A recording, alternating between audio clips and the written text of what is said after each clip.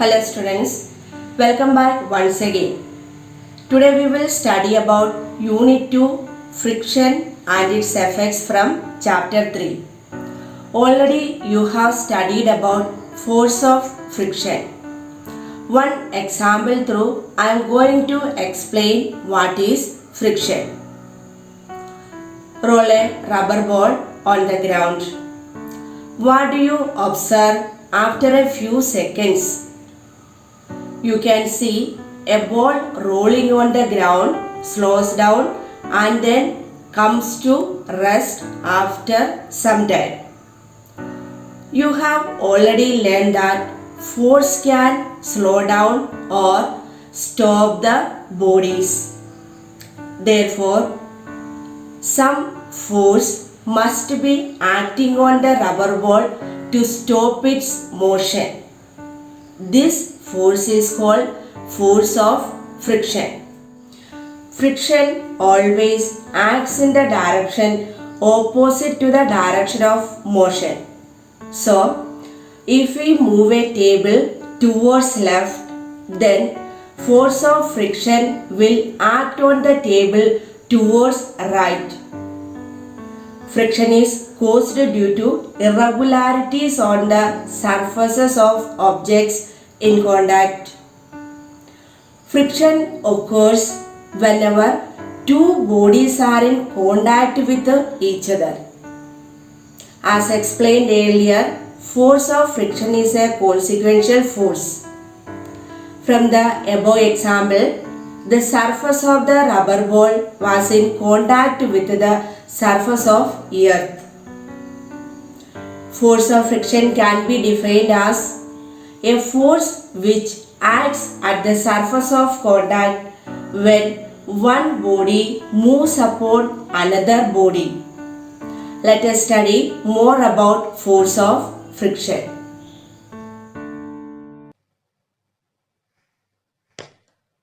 Chapter highlights: what is friction, types of friction, static friction, sliding friction, and rolling friction. Effects of friction, advantages of friction, disadvantages of friction, methods of reducing friction, methods of increasing friction, units of force and magnitude and direction of force.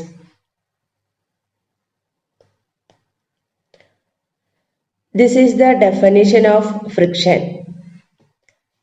Here you can see a man is pushing a box.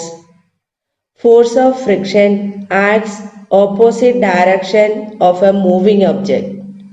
Here, box is moving towards right. So, force of friction acts between the floor and the box towards left. Energy is always lost in overcoming friction in terms of heat and sound energy. So, friction is non-conservative force. Next, types of friction. Friction can be categorized into static friction, sliding friction, and rolling friction. First one is static friction. Static means stationary or not moving. Let us understand this with the help of an example. In this example, you can see a man is pushing a table, but table is not moving. Force of friction opposes the motion of the table and it remains at rest. If we increase the applied force, the force of friction also keeps on increasing. Due to static friction, the applied force is balanced and the object remains stationary. Apply more force on it, you can see that table begins to move. The maximum force of opposition that acts between the table and the surface in contact so that the object remains at rest even with an external force is acting on it. At this stage, the force of friction acting on the body is called static friction. Static friction can be defined as the friction that exists when the bodies in contact are at rest with respect to each other, or the frictional force that comes into play when one body tends to move over the surface of another, but the actual motion has yet not started is called static friction. The static friction does not exist by itself.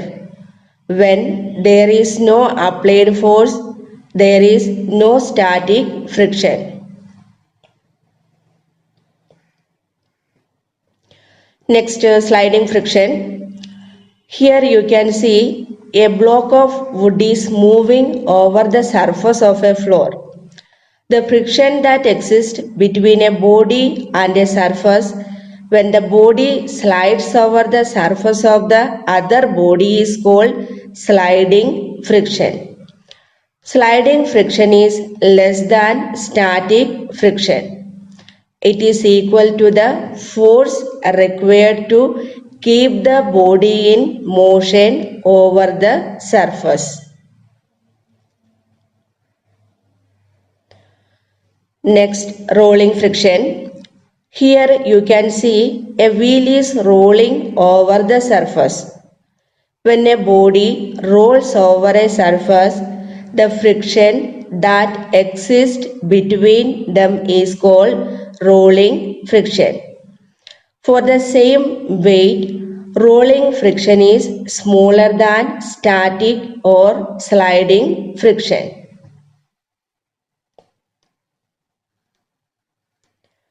Next topic is effects of friction. Friction has the following effects. First one is friction opposes motion. Here you can see a car is moving over the meadows. Then its speed slows down and finally it stops motion because of frictional force. Next point, friction produces heat. Due to heat produced by friction, we are able to light a matchstick. Due to friction, our palms get hot when rubbed against each other.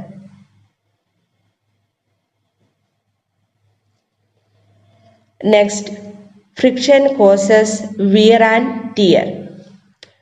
Here you can see tires of bicycle and automobiles wear out due to friction.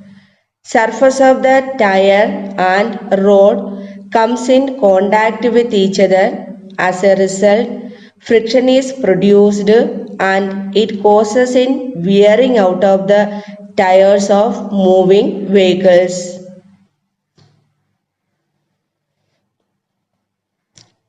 Next, advantages of friction. Friction plays an important role in our life. It has advantages and disadvantages. Let us see what are the advantages of friction. Advantages of friction. First point, without friction, we cannot walk on the floor or ground. Next, it becomes difficult to walk on highly polished floors or wet ground or sand as they offers less friction. The tires of different kinds of vehicles are provided with deep grooves so that they offer large friction. Next,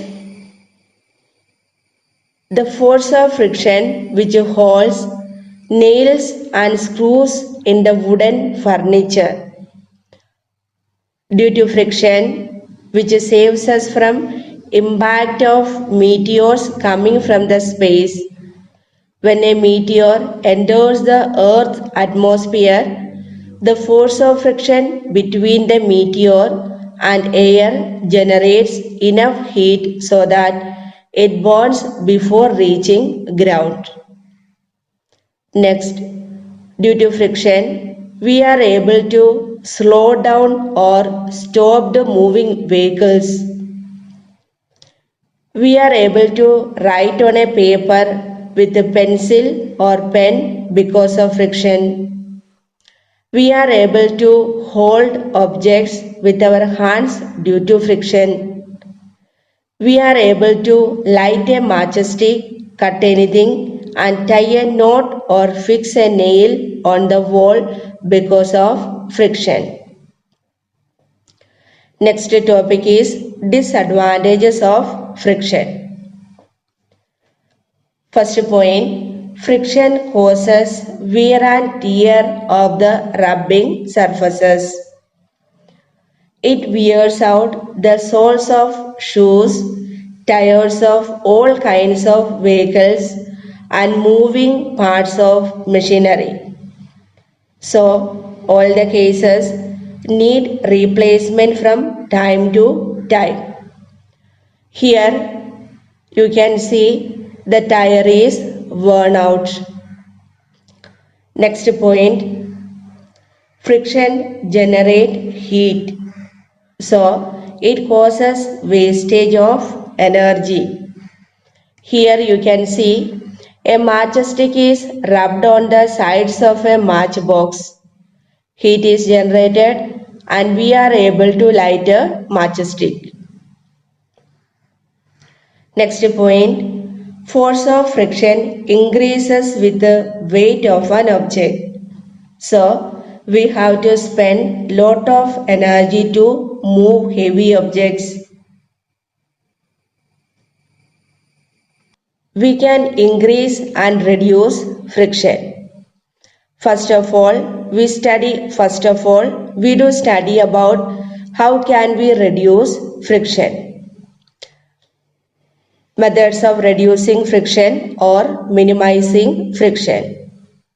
First point, streamlined shape offers minimum force of friction in air or water and hence helps the fish or birds to move faster. Now you may have doubt what is streamlined shape. Streamlined shape means bodies have narrow in front and back, at the center is broad. For example, bird, ship, aeroplane, etc. has streamlined shape, same as shown here. Next point, the smooth surface offers very less friction, so polish a rough surface to become smooth. For example, for reducing the friction, carom boards are highly polished. Here you can see sprinkling powder on carom board to reduce friction.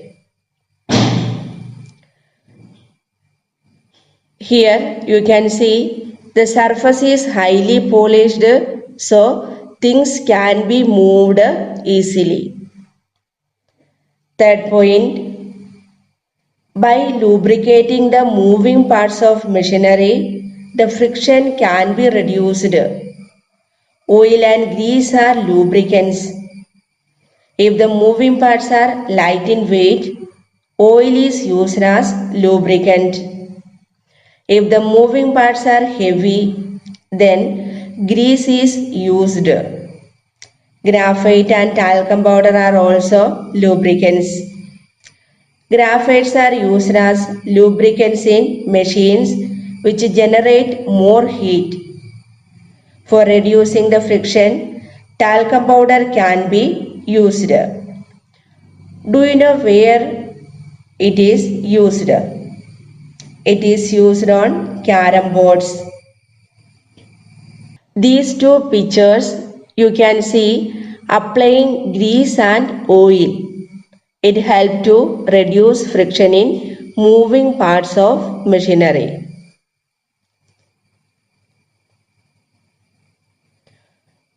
Next point, friction can be reduced by providing wheels.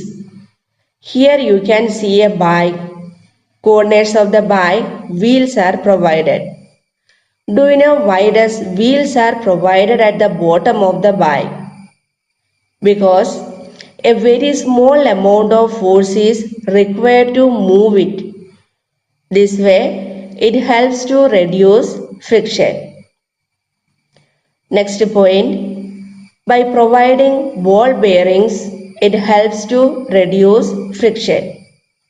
Here you can see ball bearings. These are ball bearings. It is made up of small steel balls.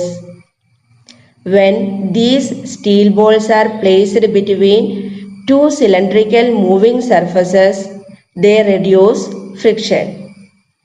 Here, these are cylindrical moving surfaces. Ball bearings are commonly used in bicycles, scooters, car, trucks and electric motors.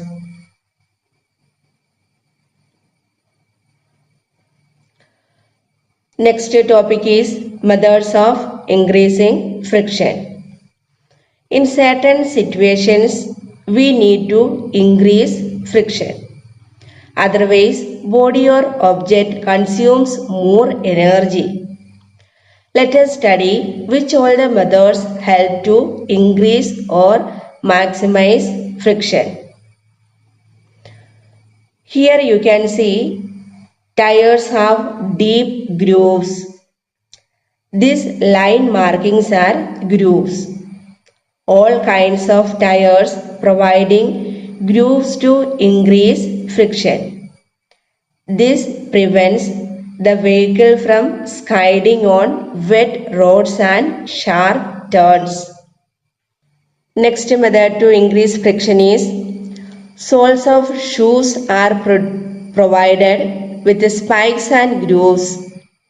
These spikes and grooves increase friction and prevent slipping. Next, to increase friction, industrial belts are provided with rough surfaces. Here you can see a rough surface. Next, grinding stones of flour mills have rough surface to increase friction and help in fine grinding of the grain.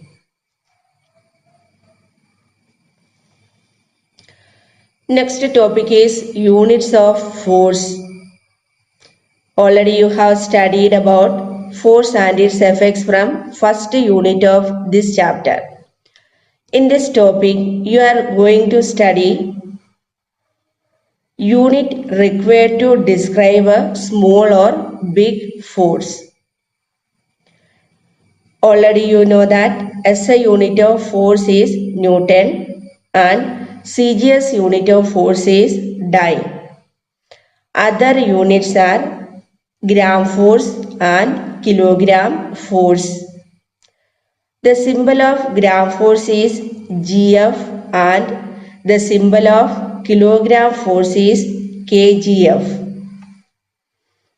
1 kilogram force is the force required to lift a body of mass 1 kilogram vertically upward, or the force of gravity acting on 1 kilogram mass is 1 kilogram force.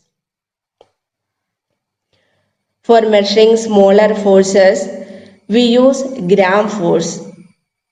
1 gram force is the force required to lift a mass of 1 gram vertically upward. The relation between kilogram force and gram force is 1 kilogram force equal to 1000 gram force. SI unit or Standard International System Unit of Force is Newton. Its symbol is capital letter N because it is derived from the name of a scientist. 1 kilogram force is equal to 10 Newton. Newton is defined as the force required to lift 100 gram of mass vertically upward. Force is measured with the help of spring balance. This is a spring balance. It has coil-like spring. It is enclosed in a metal case having a slit cut at its center along its length. This is the spring, and here to here slit has made. The upper end of the spring is attached to the body of the case. The lower end of spring is attached to a steel strip at the end of which is fixed a hook. At the junction of steel strip and spring, a pointer is attached. This is pointer. This pointer passed out of slit. On the side of slit, graduations or scale you can see. This is the scale or graduations. Either it may be gram force or kilogram force. It depends upon the strength of spring. That's all about the construction of spring balance. Now we shall see its working. The object whose weight is to be found out is attached to the hook. This is the hook. Due to the gravitational pull, the spring gets stretched. The weight of the object is read from the position of pointer on the scale. This way, spring balance is used to measure the weight of an object.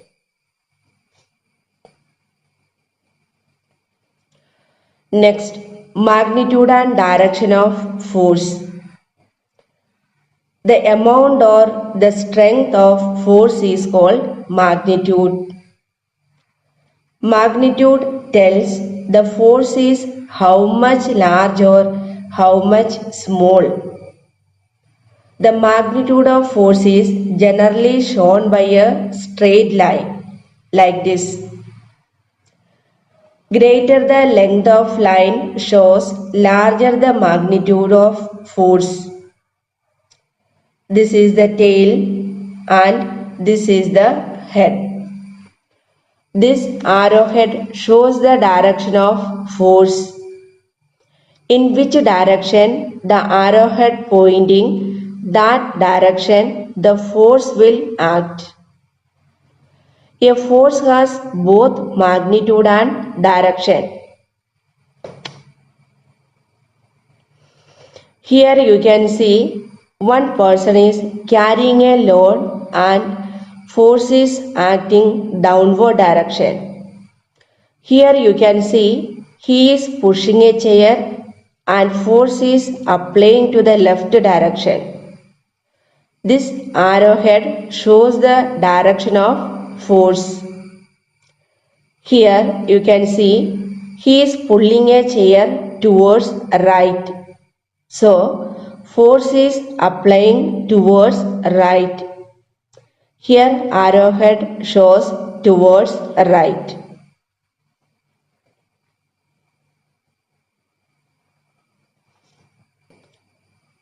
Here 60 Newton force and 30 Newton force are applying in the same direction.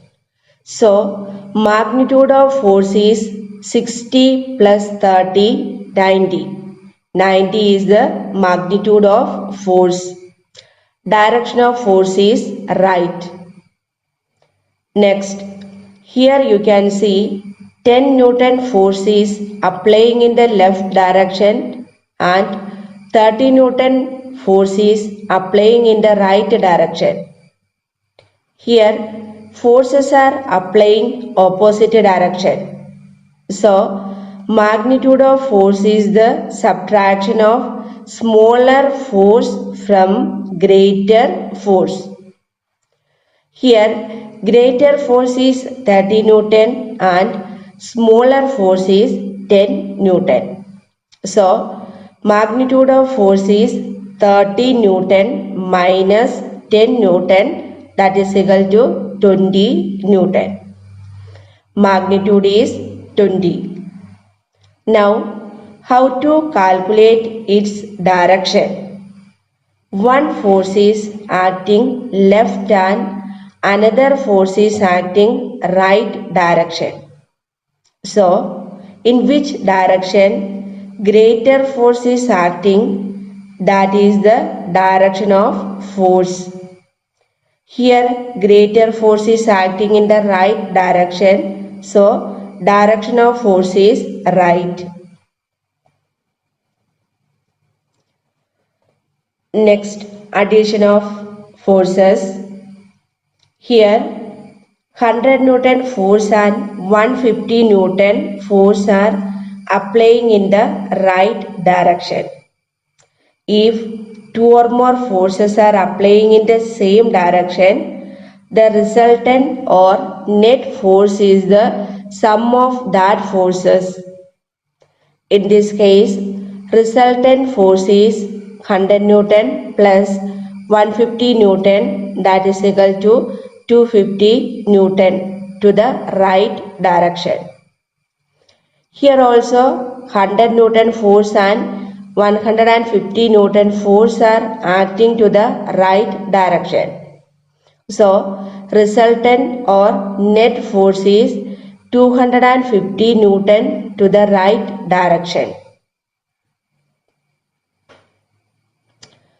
Next, cancellation and subtraction of forces. Here you can see 100 Newton force acts in the left direction and 150 Newton force acts in the right direction. If two forces acts in the opposite direction, the resultant or net force will be the difference of the forces and will act in the direction of the bigger force. So here resultant force is 150 Newton minus 100 Newton, that is equal to 50 Newton to the right. If two equal forces acts in the opposite direction, the resultant or net force becomes 0 because the